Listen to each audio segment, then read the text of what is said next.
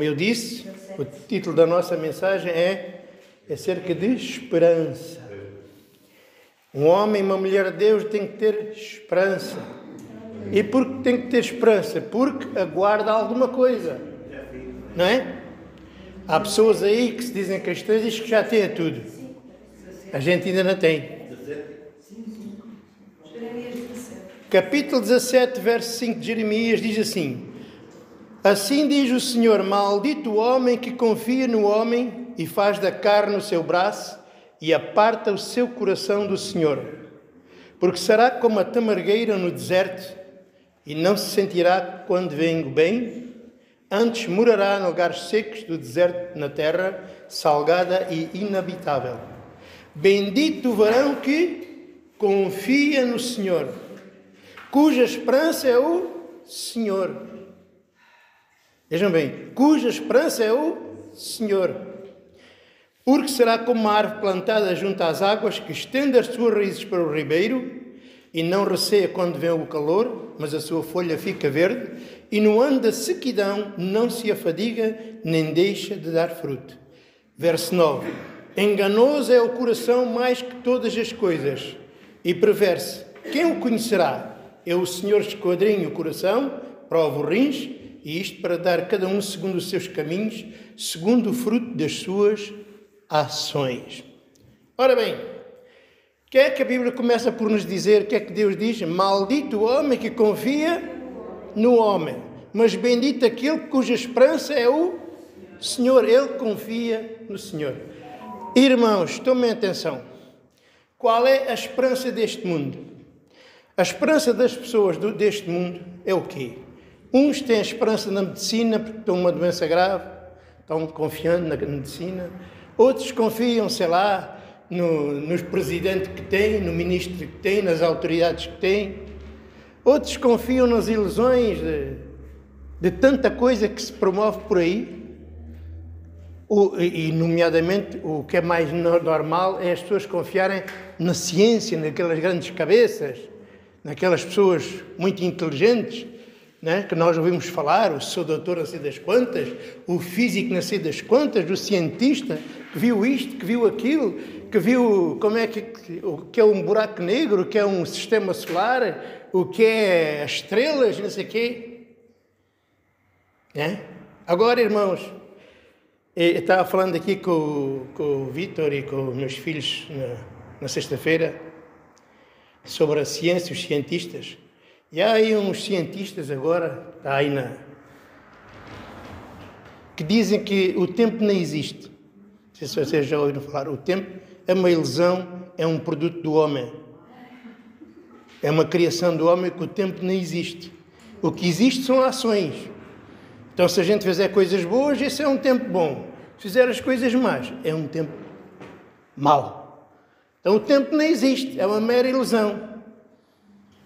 Será que o tempo não existe? Mas o engraçado desta pessoa, até tirei um print, uma imagem, é que esta pessoa que fala isso tem um relógio na mão.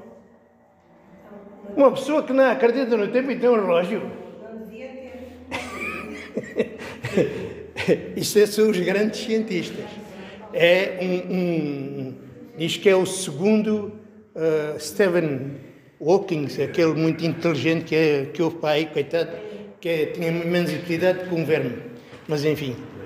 E muitas pessoas têm a sua esperança na ciência, pensando que a sabedoria do homem vai resolver alguma coisa ou alguma vez.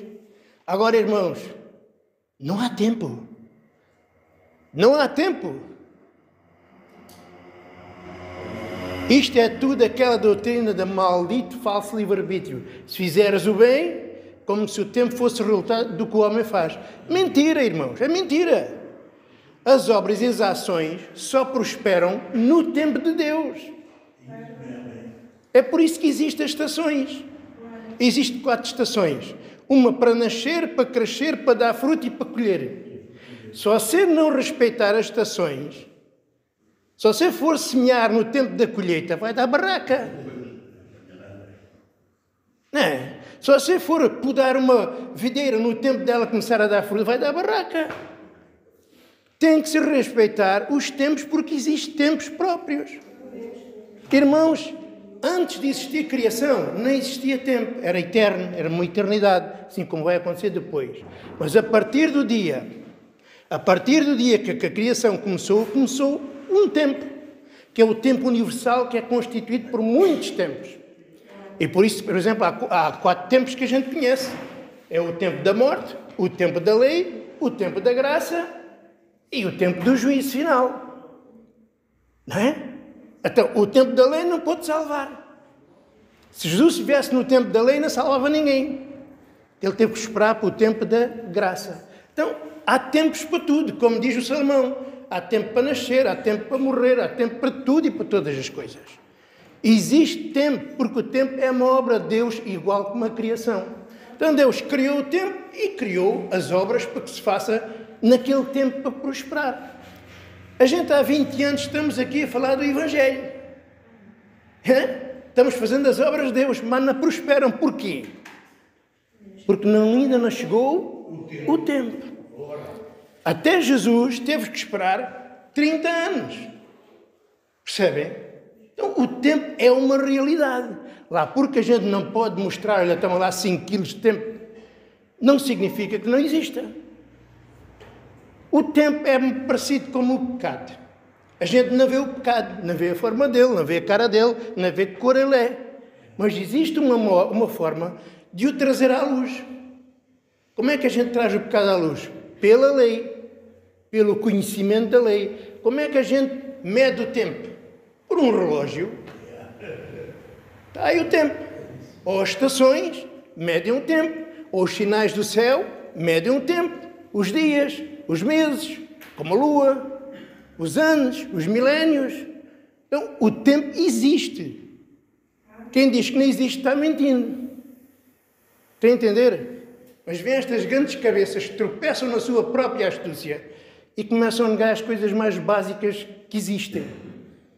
Ele dizia, por exemplo, eles dizem assim, eu tive com este cuidado de estar a ver vários vídeos, a gente anda num corredor, anda no presente, no passado e no futuro. Mentira!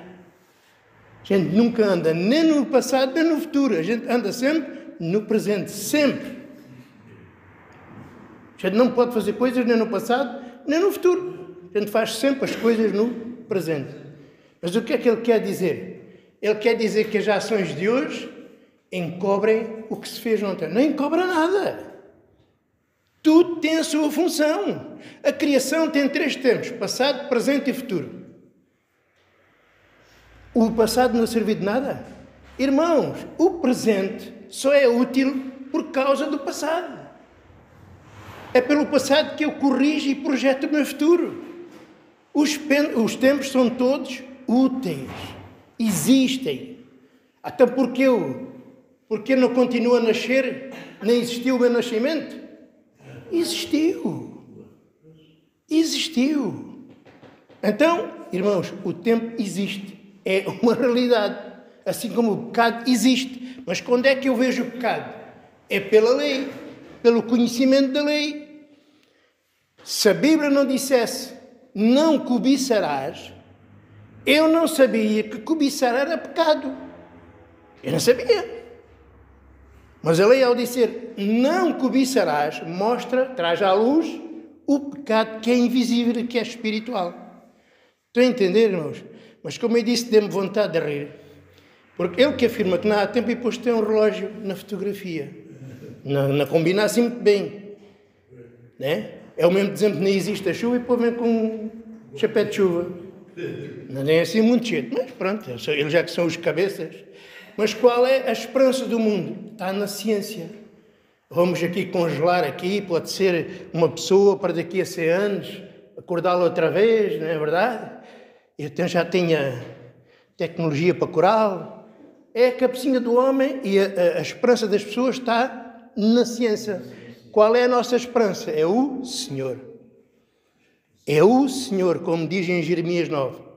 O Senhor é que é a minha esperança. Não é os médicos, não é os professores, não são os cientistas, não são as autoridades, não é o ministro, não são nada disso. É o Senhor, porque eu sei que tudo depende dele. Tudo. A minha saúde, a minha vida, a minha própria vida tem um tempo. Eu não vou viver para sempre. Deus determinou que eu tivesse um tempo de vida. Já Jesus, no tempo de Jesus, eles andavam sempre a tentar prender e matá-lo. Mas o que é que diz a Escritura? Não o prenderam porque ainda não tinha chegado a sua hora. Então, há um tempo para todas as coisas, determinado por Deus, não é por mim. Não são as ações que fazem os tempos maus e bons, não. É os tempos maus e bons que preparam para eu fazer o mal ou para eu fazer o bem. E os tempos é que são a base, que Deus preparou. E quando Deus quis, Ele me separou desde o ventre da minha mãe, e quando Ele lhe apeteceu, me chamou pelo Evangelho. E eu não pude alterar nada. Eu não posso alterar os tempos. Como Jesus dizia, não vos pertence saber os tempos e as estações que o próprio Pai estabeleceu pelo seu próprio poder. Então, existem tempos. Certo, irmãos? Se vocês ouvirem essa conversa é conversa de gente que não tem nada na cabeça. Estão embrulhados, embriagados com aquela sabedoria que eles diziam. Havia lá um que dizia que isto é conhecimento demasiado alto para o povinho. E eu, como havia lá um lugar para responder, pus lá, como diz em Jeremias, a andorinha e o grou conhecem os seus tempos determinados. O corvo conhece o tempo da sua arribação, mas o meu povo não tem conhecimento de coisa nenhuma. O boi conhece o seu possuidor. O burro, o jumento, conhece o seu dono. Mas o meu povo não me conhece a mim. Sim, essa gente, eles conhecem tudo. Conhecem a terra, conhecem os segredos, conhecem os buracos negros, a energia não sei das quantas. Eles conhecem tudo, mas não conhecem o Criador, nem a origem, nem o objetivo de todas as coisas. Isso não conhece nada. Então, a minha esperança, isto não é para a gente ir para fora e falar mal dos médicos, não. A ciência não é toda má. A ciência é boa. A ciência má é aquela que se opõe à verdade e à fé. Atenção.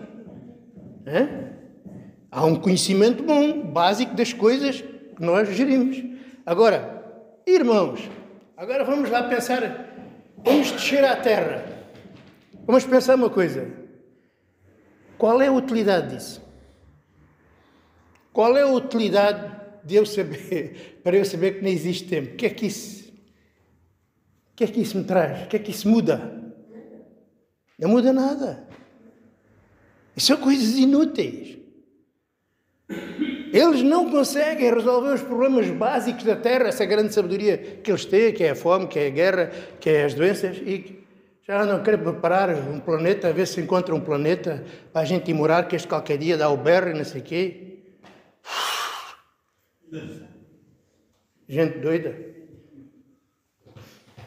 Agora também, não sei se já... Agora também a comunidade científica descobriu já para aí há algum tempo que afinal é errado dizer que o homem descende do macaco. Agora já é errado. Está a internet cheia, professores a dizer isto. Porque a comunidade científica já disse, agora já são todos professores. Se calhar pessoas que sempre defenderam que a gente descendeu do macaco. A internet está cheia disto, como se toda a gente a chamar essas pessoas que sem entendimento, achar que veio do macaco. Não foi isso que ensinaram? O próprio livro lá do Darwin está lá a árvore da vida, veja bem. Ele criou a árvore da vida. Isto cheira-me a qualquer coisa. Começa por gibião, por um macaquinho, chimpanzé, e depois dá uma carrada de tempo e lá aparece o primeiro coisa do homem. É a árvore da vida, chama-lhe ele. Como a Bíblia fala, a árvore da vida, ele também tinha que arranjar uma árvore da vida. Esse que cheira a zombaria. Se sim, se não. Mas vocês estão a ver? O que é hoje certo, amanhã já não é certo. A ciência do homem é boa se estiver sob certezas. Não sob teorias, especulações, probabilidades. Isso não presta para nada. O conhecimento de Deus é um firme fundamento. É uma certeza absoluta em que eu posso ter esperança. Agora, como é que eu vou ter esperança na ciência quando ela só me aponta teorias e não pode provar coisíssima nenhuma? E que não serve para nada. Mais vale um pedaço de pão para um faminto do que todo esse tesouro de conhecimento não presta para nada. Não serve para nada. Não muda a nossa vida aqui. E toda a gente está embriagado com isso. E assim, esta é a esperança do mundo, é a ciência. A esperança do religioso. Qual é a esperança do religioso? São eles, irmãos. É o comportamento deles. Eles não acreditam na graça. É por isso que há tantas religiões, não é? Porque não aceitam ser salvos pela graça sem o comportamento. A esperança do religioso é ele próprio. Se eu fizer assim, se eu guardar estes mandamentos, se eu guardar o sábado, se eu der os dias, se eu me portar bem, se eu não andar em pecado, então vou ser salvo. Eles nem sabem o que é que estão a fazer, mas o seu Deus são eles próprios. Confiam neles próprios. Estão a entender? Confiam neles. Eles não aceitam que a fé salve sem as suas obras. Esta é a esperança do religioso. E cada vez há mais religiões. Vocês sabem, antigamente, há 500 anos atrás, havia meia dúzia de religiões. Havia o catolicismo, havia o Islão, e há alguns protestantes que começaram a partir daí, pouco mais havia. Agora você já imaginou, já viu bem o que é que existe por aí? Só que as religiões ditas cristãs, quantas religiões não existem?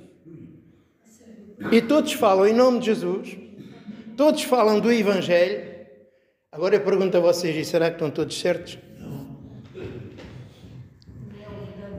Irmãos, vai haver grande surpresa naquele dia. Há muita gente que considera este um grande homem, aquele uma grande mulher de Deus, e não foram. No outro dia estava a ouvir o Billy Graham, que movimentou milhões de pessoas.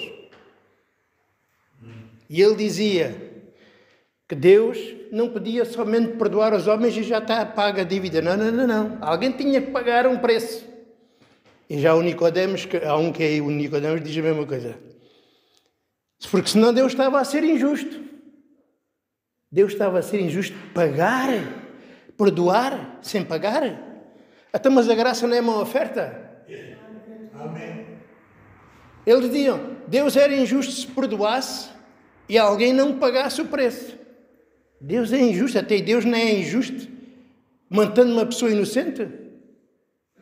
Se vamos ver isso assim, então Jesus é que pagou o preço sem fazer mal. Se Deus não quer ser injusto comigo, está sendo com Jesus. Ou não? Até Deus estará em dívida com Jesus?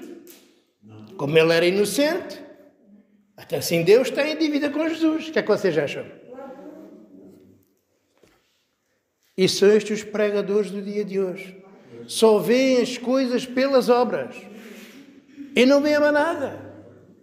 Oh, irmãos, até se Jesus, Deus diz, perdoa os teus inimigos. Se eu perdoo os meus inimigos que me fazem mal, Deus não perdoa os seus filhos? Que amor é este? O meu amor é maior que o de Deus? Então o que é que se passa aí? O que se passa aí é que pessoas não entenderam, não sabem o que é o Evangelho. Para eles o Evangelho é boas obras. Para eles o Evangelho é portarem-se bem, como se eles se portassem bem. O Evangelho não tem nada a ver comigo.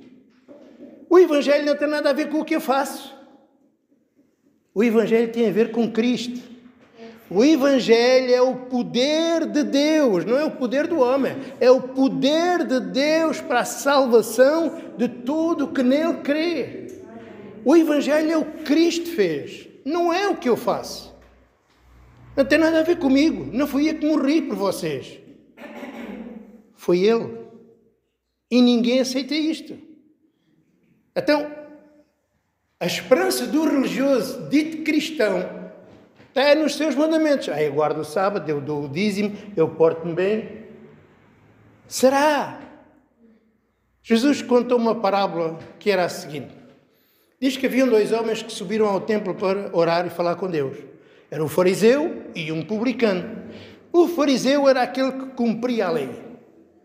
cumpria tudo ali direitinho. Ele dava os dízimos, fazia orações, ele jejuava, ele ajudava os pobres. Diz que Deus nem olhou para ele. Comportamento para Deus não tem valor nenhum. Zero. O seu comportamento para Deus não tem valor nenhum. Em contrapartida, diz que o publicano, que era o violador da lei, diz que só disse uma coisa: Senhor, perdoa-me, eu sou pecador. Diz que é aquele que foi justificado. Então o que foi justificado foi o que pecou. Não foi o que obedeceu à lei. Porquê? Porque a fé não se baseia no que eu faço. A fé não se baseia no meu comportamento. Não. A fé baseia-se na misericórdia de Deus, que foi manifesta em Cristo Jesus. E por isso o outro tinha uma fé fingida. A fé fingida é este, diz: eu acredito em Jesus e a prova que eu tenho fé é que eu dou dízimos, é que eu ajudo o próximo. Isso é fé fingida. A fé é distante das obras. Obras são minhas. A fé mostra a Deus. A fé fala de Jesus. As obras falam de mim. Mas eu estive também lá com Cristo. Tivemos com Cristo na cruz. Então pronto. A fé verdadeira só confia do princípio ao fim naquela pessoa. Jesus Cristo. E o publicano diz assim: Senhor, tem misericórdia de mim. Uau! A fé dele não estava porque ele obedecia à lei, que ele era um violador. A fé dele estava na misericórdia de Deus. Assim somos nós. Onde é que está a sua esperança? No seu comportamento? Em si? O que é que nós lemos aqui no verso 5? Maldito o homem que confia no homem. Maldito é aquela pessoa que a esperança dele é outro homem. É um ministro, é um presidente, é uma autoridade, é um médico, é um cientista. Maldito o homem que confia no homem. E depois diz: e faz da carne o seu braço. Faz da carne o seu comportamento, o seu braço, a minha força, o que eu fiz, o que eu obedeço, a oferta que dei, os dízimos que dei. Essa pessoa está debaixo de maldição. E não sabe. É por isso que eu digo que muita gente naquele dia vai ter uma surpresa desagradável. Irmãos, a gente tem que aprender de uma vez por todas que a fé não tem nada a ver com obras. A fé baseia-se somente em Jesus. As obras baseiam-se em mim. Qualquer ímpio faz boas obras. Os fariseus eram os hipócritas, porque eles queriam mostrar uma boa aparência. Hoje o povo que se diz Deus é a mesma coisa. Sabe o que é que os fariseus faziam quando oravam? Iam para as esquinas, iam para fora e oravam em voz alta para Deus, para serem vistos pelos homens e elogiados. Hoje é igual nas igrejas. Anda tudo aos berros dentro da igreja a fazer orações para o irmão ouvir. Olha, a oração daquele irmão, aquilo está cheio de fé. A oração não é para fazer em público. A Bíblia diz, Jesus disse, quando orares, fecha-te no teu quarto e fala com Deus. Não andes à procura de plateia. E o que é que eles faziam? Diz que se punham às esquinas das casas e tocavam a trombeta. Oh, olha lá para mim, vejam aí. Com as ofertas é a mesma coisa. Quantas pessoas andam pondo no Facebook as ofertas que eu dei para o meu irmão? O bem que eu fiz para a minha igreja? Oh, irmãos, as suas obras não valem coisíssima nenhuma. As suas obras só têm valor para o irmão. Isso para Deus não tem valor nenhum. Isso para Deus não tem valor algum. O que importa é o que está dentro do seu coração. Só se tiver fé em Jesus, tudo o que você faz é bom.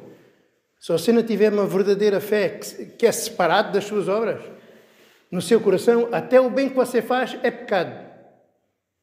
Até o bem que você faz é pecado. E eles faziam aquelas orações, faziam aquelas ofertas, e diz que quando jejuavam, vinham para a rua mostrar a cara toda transfigurada, para mostrar que tinham jejuado, tinham transfigurado, tinham sofrido muito, fazendo-se de vítimas. E há muita gente que aparece aí nas redes sociais. Eu, por causa da minha fé, tenho sofrido tanto. Ai, por causa do meu amor com o Senhor, tenho padecido tanto. Isso é só hipocrisia. O bem que você faz, faça em oculto sem ninguém ver. Você, quando orar, fale com Deus. A sua oração só tem valor é para aquela pessoa, é para Deus e para si. É entre vocês dois. Não tem nada que mostrar aos outros. Isso é fingimento. Quando alguém diz assim, fé sem obras é morta, isso é mentira. Isso é mentiras do Tiago. A fé é a tua vida. O justo vive da fé sem as obras. Ó pastor, vou fazer o mal. Você nunca vai fazer o bem. Você todos os dias faz mal. Mas quem tem fé em Jesus fará tudo, nunca aceita o pecado. Mas vai cair todos os dias. É por isso que a gente não se pode agarrar às obras, porque a gente peca todos os dias. O apóstolo Paulo diz, aquilo que eu quero fazer, não faço.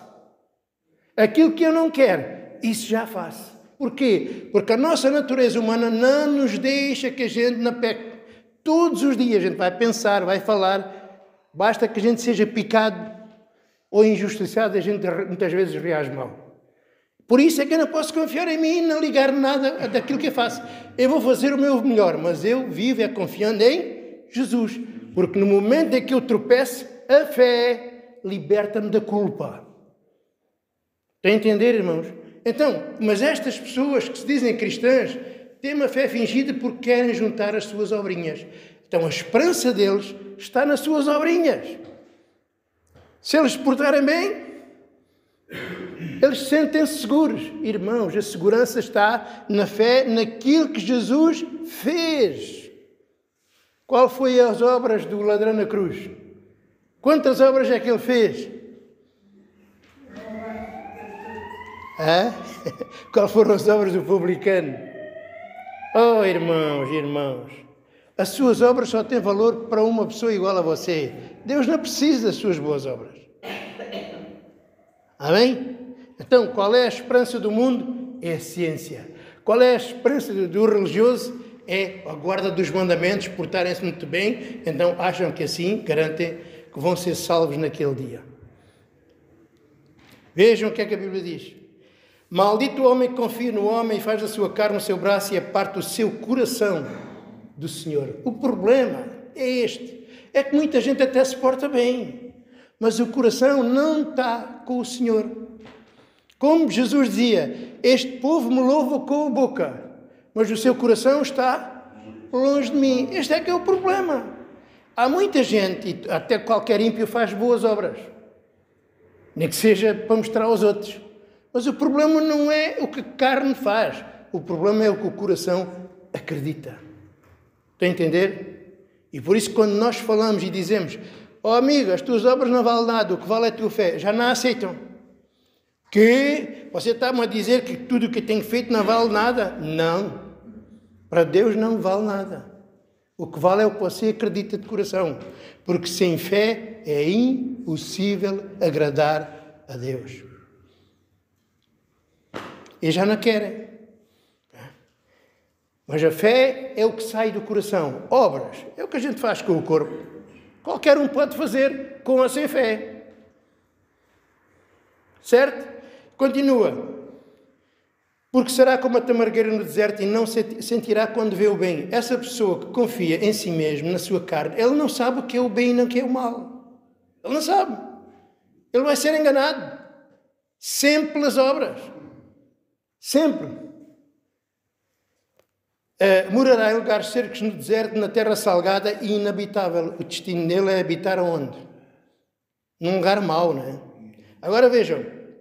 Bendito o varão que confia no Senhor e cuja esperança é o Senhor. Nós confiamos em Deus e a minha esperança está nele. A minha esperança não está em mim. Já morri para mim há muito tempo. Eu já morri para o meu comportamento há muito tempo. Eu não confio 5 minutos em mim. Eu só confio em Deus. E cada vez que olho para mim, só sinto vergonha. Então só posso olhar para um lugar. Jesus Cristo.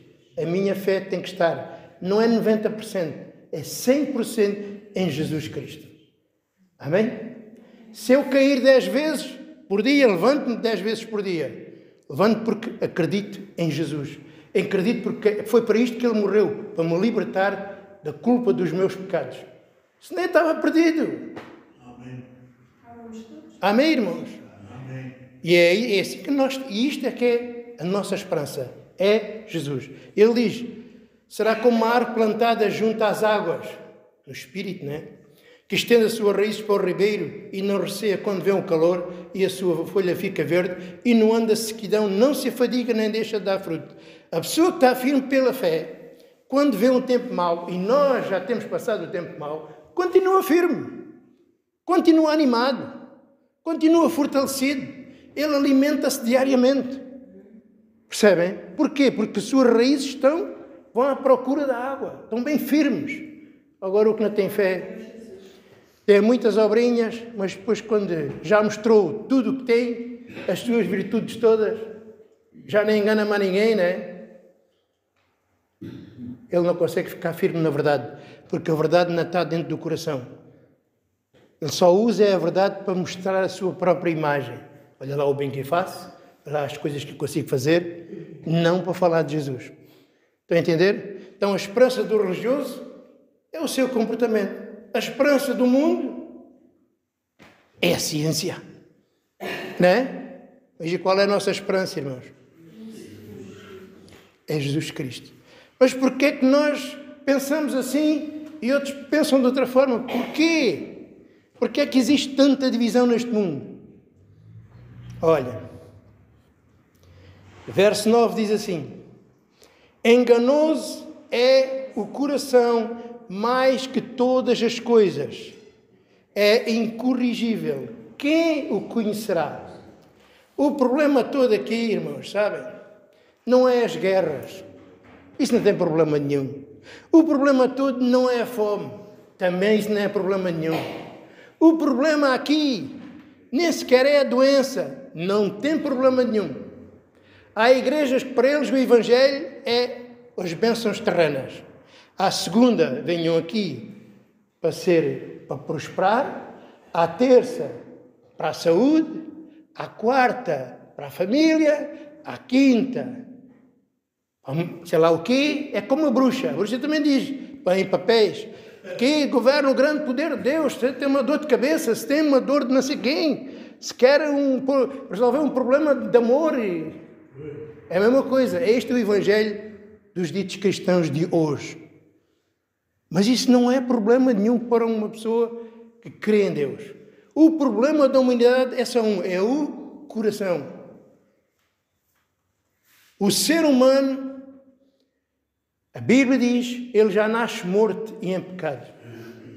Não porque ele fizesse alguma coisa má, mas como diz lá em Romanos 5, verso 12, Adão pecou e o pecado e a morte passou a todos os homens e agora nascem todos em pecado, por herança de Adão.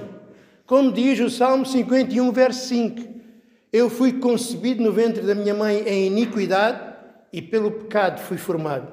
Então, a minha própria natureza, o ser humano, é já inimigo de Deus por natureza. Uma criança com dias já é inimiga de Deus. Não porque ela fez ou pensou, não. Ela já nasce debaixo do pecado e da morte de Adão. E se um dia Deus não a chamar pelo Evangelho, está perdida. Porque só existe uma porta para a vida eterna. Jesus Cristo. Amém. Só existe. Mas o problema é esse. Porque o homem, irmãos, ele não entende as coisas de Deus, nem pode. Há muita gente a dizer, eu aceitei Jesus. Só se diz que acredita nisso, Jesus não o aceitou.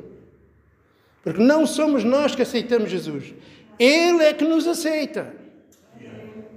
Ele é que nos chama. E porquê? Como diz 1 Coríntios capítulo 12, verso 14, o homem natural não entende as coisas de Deus, nem pode. E quando as ouve, acha que são uma loucura. Então como é que eu vou escolher uma coisa que eu não entendo e detesto? Não posso. Tem que ser Deus. Deus é que me chama, Deus é que me convence, Deus é que dá o dom da fé, e então os meus olhos se abriram. A obra é dele. O novo nascimento é obra de Deus. É como quando você diz assim, fui eu que aceitei Jesus, é o mesmo que você dizer assim, fui eu que escolhi a barriga da minha mãe para nascer. Você estava morto. Um morto não escolhe coisíssima nenhuma. Aos olhos de Deus, você estava morto em relação às coisas de Deus, não entendendo as coisas de Deus. Então não diga isso. Quem nos chama, quem nos escolhe, quem nos convence, quem nos dá a fé, quem nos salva, é Deus. Tem a entender? E é por isso que o coração do homem, o que é que ele diz? Vejam só o que diz. É enganoso, é a coisa mais enganosa que há. O coração. E é por isso que Deus, quando o chama, o que é que faz? Dá-lhe um novo coração. Nunca ouviram falar sobre o novo nascimento? Temos que nascer outra vez, ser criado outra vez. Uma vez fomos criados de seres humanos, chamados alma vivente, mas agora não. Pelo Evangelho somos gerados como filhos de Deus. São seres espirituais iguais a Deus. São filhos. Estão a entender? Uma coisa é a criação de seres humanos. Outra coisa é o nascido de Deus. É outra coisa. Estão a entender? E é por isso que desde o princípio Deus começou a fazer promessas que um dia Deus faria uma nova aliança. Que Deus nos daria um novo coração. Vocês encontram isso nos profetas, em Isaías, em Jeremias. E foi isso que aconteceu. O que é que faz de nós diferentes de outras pessoas? É que aquele que crê em Jesus é uma nova criatura. Mas aquele que ainda não tem Jesus é uma velha criatura.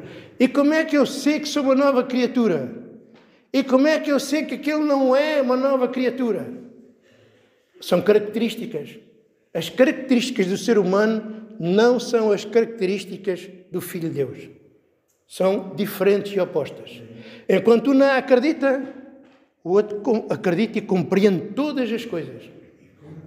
Agora você começa a pensar, lá, se isso é assim, como é que há tanta divisão na comunidade cristã? Significa que nem todos são nascidos de Deus. E quais são as características? Vamos ver? Pergunta dizer, irmão, vamos ver? Vamos lá. Abra comigo em primeira carta de João, capítulo 4. Vamos lá. Qual é a evidência do novo nascimento? Será que você já nasceu de novo? Eu tenho que saber isso.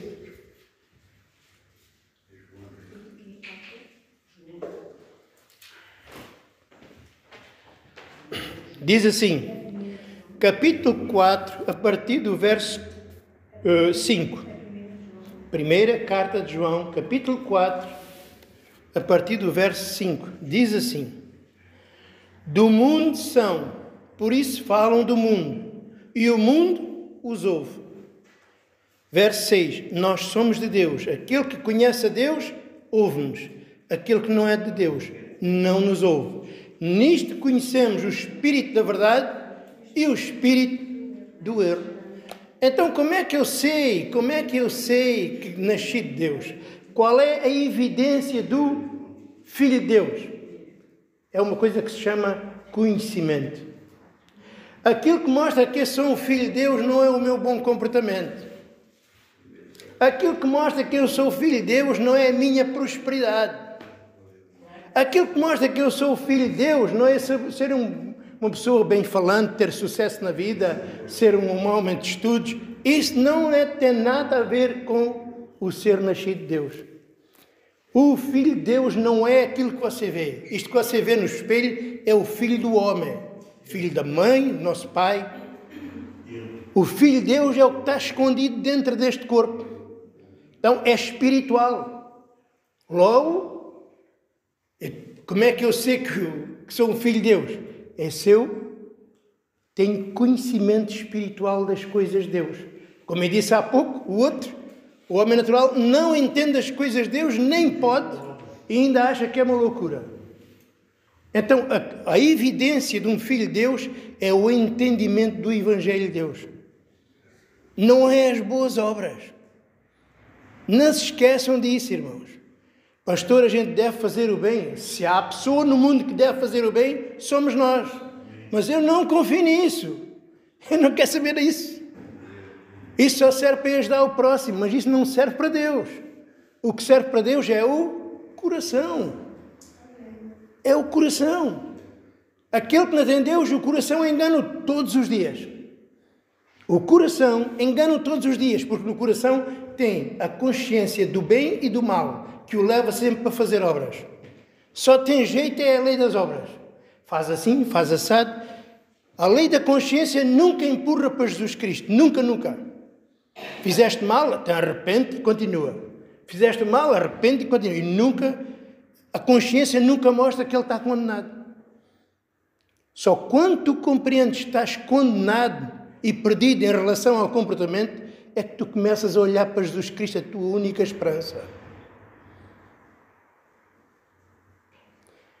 E isso não pode ser pela lei das obras. Tem que ser pela lei da fé. É a fé que mostra que foi Cristo que morreu por ti. É a fé que mostra que foi Cristo que pagou os teus pecados, que te libertou da condenação. A consciência não. A consciência baseia-se naquilo que você faz todos os dias. A fé baseia-se naquilo que Jesus fez por você. O homem natural só tem consciência das obras. Fiz o mal, é verdade, mas quem é que não faz o mal? Arrependo-me, eu vou fazer o bem. E é um ciclo vicioso. Porquê? Porque vai sempre fazer o mal. Aquilo que eu quero, não faço. Aquilo que não quero, isso já faço. E não passa daquilo. E a consciência, o homem natural não lhe dá consciência da graça de Deus porque está morto. Está debaixo do pecado de Adão. É ainda um homem natural. Mas um dia, quando Deus quis, pelo Evangelho, ver a minha vida, eu ouvi. E quando ouvi a palavra de Deus, veio a fé. Uau!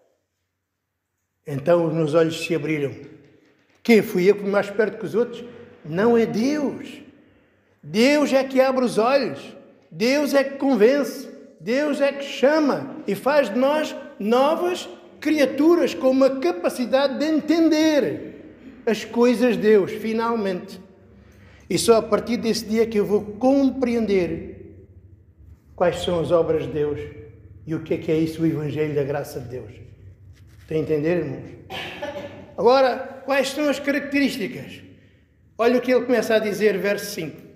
São do mundo, por isso falam do mundo e o mundo os ouve. O homem natural é deste mundo, é desta terra. Foi criado aqui. Foi criado do pó. E o que é que ele fala? Fala daqui. Porquê é que a gente vê tantas igrejas ditas cristãs e só falam de bênçãos humanas? O engodo para chamar as pessoas é: venha à casa de Deus, você vai ser curado, você vai ser liberto, você vai prosperar, Deus vai te dar isto, vai te levantar por cabeça, vai te fazer assim. Pois quem é que não quer um Deus assim? Toda a gente quer. Uma pessoa doente não quer ser curada? Claro que sim. Um desgraçado endividado não quer prosperar? Claro que sim.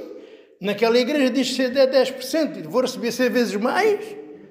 É um bom negócio, até vou deixar de trabalhar, né? Dou 10, recebo 100. Mas Deus vende-se assim. Então, mas o pastor daquela igreja diz: se eu pagar 10% do meu salário, Deus vai me proteger e abençoar. Então, a sua bênção e a sua proteção custa-lhe 10%? Isso é que é uma graça.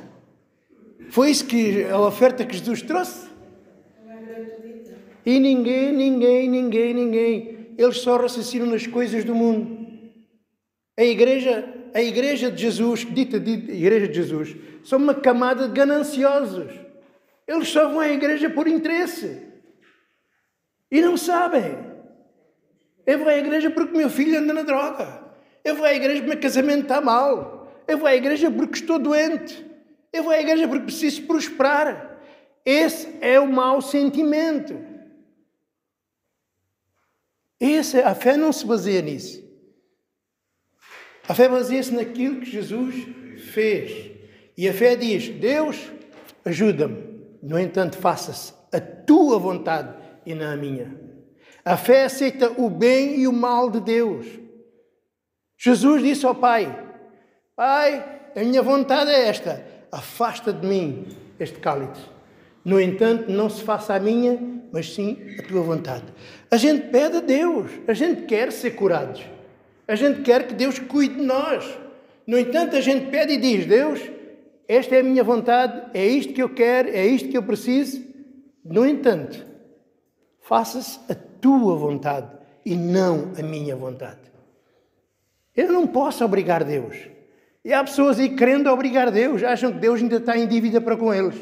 Eu exijo, eu profetizo, eu determino, eu escolho. Ele devia levar um pontapé no rabo. Tem vergonha de tratar Deus como o quê? Até Deus é o servo dele? E é esse o Deus que andam proclamando aí. Mas toda a doutrina deles baseia-se em quê? Em bens para a carne. Oh, irmãos, o dinheiro não muda a vida de ninguém. Pelo contrário, ainda o vai tornar mais arrogante. Sabia?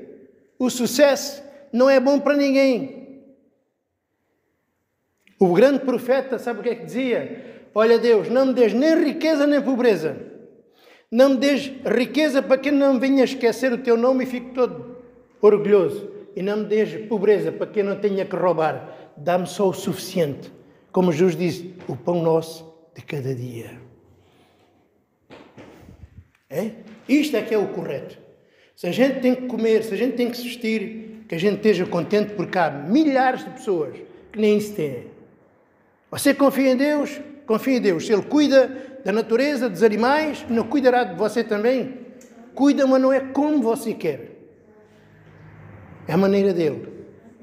Porque a fé vê-se é nos momentos de aflição. A fé vê-se é quando a gente está em apertos. É muito fácil acreditar em Jesus quando a vida corre bem. Isso é tudo de Jesus. O Ronaldo dá graças a Deus. Nada a dar. Nada a dar. Viver assim qualquer um vive. E não é mais por causa de uma brincadeira de crianças porque tem talento de jogar a bola para dentro da baliza, pronto, é milhões. Isso é uma vergonha, mas pronto, isso é tudo bem. Difícil é nascer e viver. Isso é que é difícil. Vai ter que confiar em Deus. Amém, irmãos?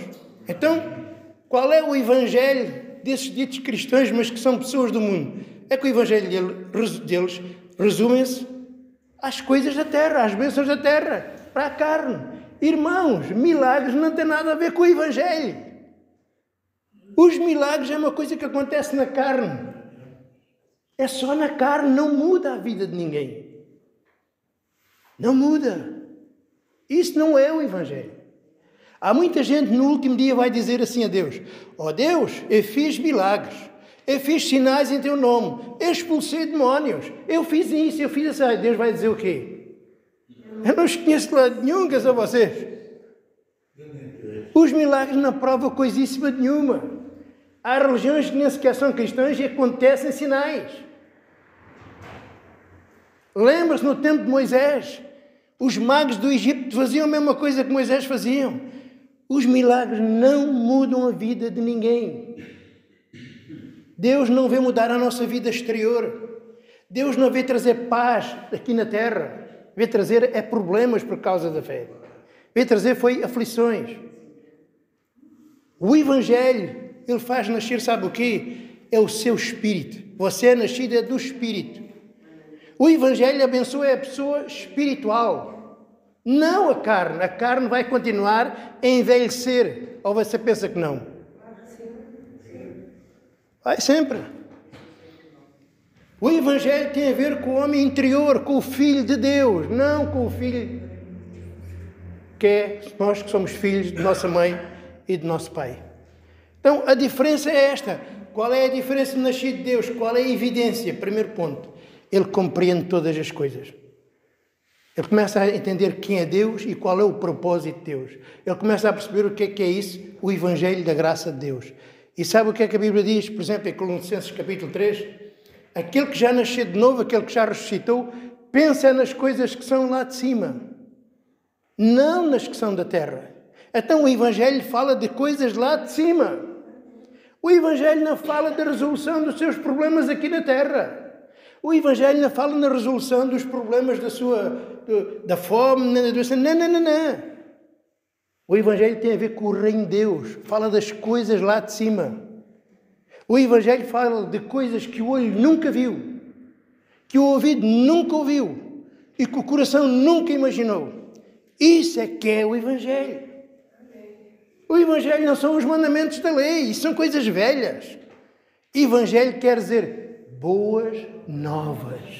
São coisas que são boas, mas que são novidades que até ali nunca ninguém falou. Ora, irmãos, antes de Cristo não se falava em prosperidade? A lei está cheia disso. Antes de Cristo não se falava nessas coisas todas que os homens querem? Falava-se de quais são as coisas de novidade. São as coisas do Espírito. Estão a entender? Então, como é que eu sei, qual é a evidência que eu realmente sou nascido de Deus? É que eu entendo o que é o conhecimento, que é o entendimento da graça de Deus, e os meus olhos estão lá em cima. Estão nas coisas espirituais. Como é que eu sei que é um homem que é natural? É que ele usa o nome de Jesus, mas toda a sua intenção e objetivo são as coisas da terra. Cada vez que ele ora, quer ser visto pelas pessoas. Vai à igreja, mas tem outro objetivo. O que é que aquele pastor promove? O Evangelho. É campanhas para isto, é cruzadas para aquilo, para resolver os problemas não sei de quê, uma campanha de prosperidade, homens de negócio, de saúde, de libertação espiritual, e é só isto. Quando é que a gente deixa de vir à igreja por nossa causa? Quando é que a gente vem à igreja apenas para dizer, Deus, estou aqui para te servir. Não és tu que é para me servires. Eu é que existo para te servir, seja feita a tua vontade. Mas eles vêm à igreja, muita gente vem à igreja, é para que Deus seja o servo deles. Deus, olha, a gente determinou que hoje é o dia da prosperidade, eu estou aqui para me fazeres prosperar. É? E Deus é obrigado, não é? Qual era a prosperidade dos apóstolos, irmãos? O que é que diz 1 Coríntios 4:11? Até à presente hora temos passado fome, sede, não temos roupa para vestir, não temos casa própria, o dízimo que temos recebido é bufetadas, é o dízimo deles, trabalhamos com as nossas próprias mãos, que é isso que muita gente devia de fazer, pastores, dito pastores, vivem à custa do dinheiro do povo, somos perseguidos, somos blasfemados e somos considerados como o lixo e a escória deste mundo. Tal era o privilégio de ser cristão naquele tempo. Hoje não. Hoje um pastor tem um ordenadão, para não dizer outras coisas, tem uma casa como deve de ser, tem carros como deve de ser, for preciso até ter aviões. Parece que é uma visão um bocadinho diferente dos profetas do passado, não parece? Um bocadinho. Há uma coisa que está aí mal. Há uma coisa que está aí mal. Mas, enfim, aquilo que nós queremos falar é isto. A esperança do mundo são as teorias da ciência. A esperança do religioso é o seu comportamento, as suas boas obras que eles fazem. Mas a nossa esperança é o Senhor. Porquê é que somos tão diferentes? Porque há aquele que é do mundo, e por isso fala do mundo, ele procura as coisas do mundo, e é isso que o sacia. É?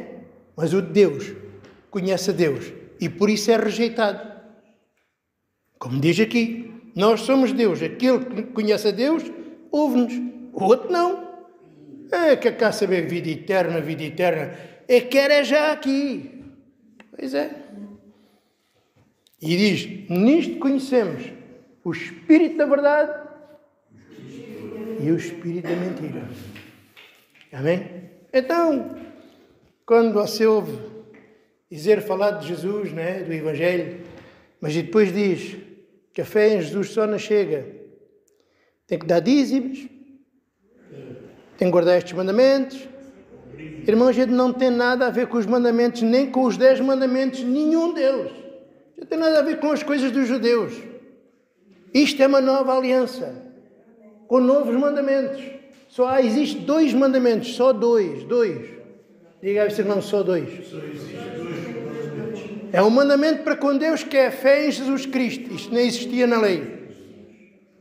E para com o próximo, é amar o próximo, de coração. Isto também não existia na lei. A lei dizia, amarás o teu próximo e odiarás o teu inimigo. Jesus vem dizer, não, amarás também os teus inimigos. É um amor de espírito, de coração. Quem ama, não faz o mal, não mente, evita, né? Pelo menos evita, nem engana, não rouba. Mas é mandamentos de Jesus, não é mandamentos de Moisés. Não tem nada a ver com isso. São 2 alianças diferentes. Vocês sabem que a lei de Moisés, quando era transgredida, dava morte. Olha se agora desse morte. Olha se agora desse morte. É? Quem adultera era morto logo. Jesus veio dizer, olha, só te cobiçar, já adulteraste. Se a gente fosse julgado pelas obras, qual é de vocês que não cobiçou? Quantos? É por isso que não somos julgados pelas obras. Somos julgados pela fé. Cristo é o nosso advogado. Deus, em vez de vir pedir contas a mim, não, vai pedir contas àquele onde eu tenho minha fé. É por isso que eu sou. A minha dívida foi paga. Mas muita gente não acredita nisso, irmãos. Não acredita que a dívida fosse paga e por isso quer pagar. Não, isso só fé. Isso não é bem assim, a gente tem que se portar bem. Porte-se bem para ser próximo. Não meta isso com a fé. Portar bem com Deus é confiar nele no bem e no mal, no dia bom, no dia mau, em todas as circunstâncias. Isso é que Deus quer de si. E a fé nunca o empurra para o mal. A fé empurra é para você agradar a Deus em tudo.